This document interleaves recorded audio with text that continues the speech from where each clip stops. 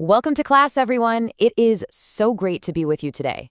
So as 8th graders, you've probably noticed you're tackling texts that are way more challenging than what you were reading just a couple of years ago, right? You aren't just reading for simple surface-level facts anymore, you're reading for deep meaning. And today we're going to master a really advanced reading skill called synthesizing ideas.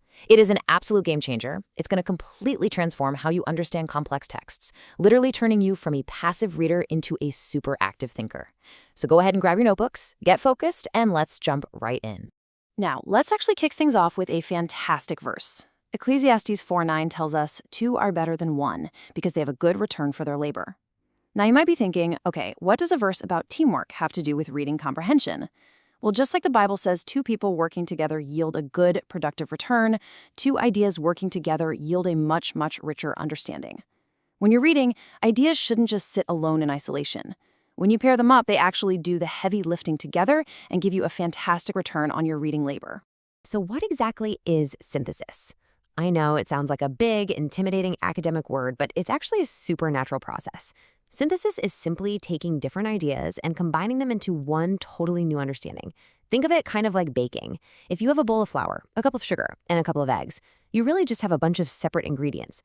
But when you mix them all together and apply some heat, what happens? You get a cake. The cake is something entirely new and, let's be honest, way better than a spoonful of raw flour. In reading, synthesis is exactly like that. It's all about taking separate puzzle pieces, fitting them together, and then stepping back to reveal the big picture. So why does this matter for us? Well, as you get older, the books and articles you read are going to have multiple ideas scattered all throughout different chapters and pages.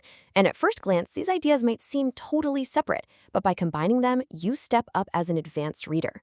You end up creating a much richer understanding of the author's true message. You're not just memorizing what happened, you're actually figuring out what it all means. And to do that, you have to identify the key points, paraphrase them in your own mind, and build that bigger message yourself. Here's our roadmap for what you'll master today. We are going to learn how to connect those scattered ideas from within a text, group related ideas into a single, powerful conclusion, and, this is crucial, check that our combined meaning actually matches the author's intent. We definitely don't want to just make up our own random meaning. Our goal is to uncover the truth the author originally put there. Okay, so here is your step-by-step blueprint. First up, collect. You want to mentally or physically highlight the key ideas as you read. Second, connect. Ask yourself, how are these ideas actually related? Is one the cause of the other? Are they being compared? Do they build toward a larger theme? Third, combine. This is where you write a single sentence or short paragraph that expresses a bigger takeaway than any single idea could by itself. And finally, support. Always back up your big takeaway with hard textual evidence to prove it's accurate. All right, let's practice this. Real-world synthesis. Let's take these exact steps and apply them to 3 real-world examples right now to prove that this works literally no matter what subject you're studying. Imagine you're reading a health textbook. You read that regular exercise improves your mood. Then, a few pages later, you read that it reduces stress hormones. Now, those are 2 separate scientific facts, but by combining them, we synthesize a much bigger truth. Exercise supports mental health by improving mood and reducing stress. Do you see how that's so much more powerful than just memorizing 2 random, disconnected facts? Let's switch gears over to English class for a second. Imagine you're reading a mystery novel. Early on in the book, a character hides some money from their family. Much later, you find out they're working secret extra hours. Now, a basic reader just sees 2 random events, but you synthesize. You combine these clues to realize a deeper truth. This character is secretly saving money for a personal goal. You literally combined the clues to uncover their hidden motive. Let's try one more, maybe from science class. We know pollinators, like bees, help plants reproduce. But later in the article, we read that pollinator populations are actually declining. By combining the role of pollinators with their declining numbers, a massive cause and effect relationship suddenly reveals itself. The decline of pollinators threatens plant reproduction and our entire ecosystem. You didn't just read a cool fact about bees, you synthesized the information to understand a global threat. And guys, that is exactly what top-tier reading looks like. Moving on to your mission, synthesizing at home. Now that we've walked through the steps and looked at some pretty great examples, I have a mission for you to tackle all on your own. Here are the exact steps for your homework tonight. As you do your reading, I want you to first list 2 key ideas from the text. Second, write out a combined meaning from them. Third, explain the relationship between those 2 ideas, like how exactly do they connect?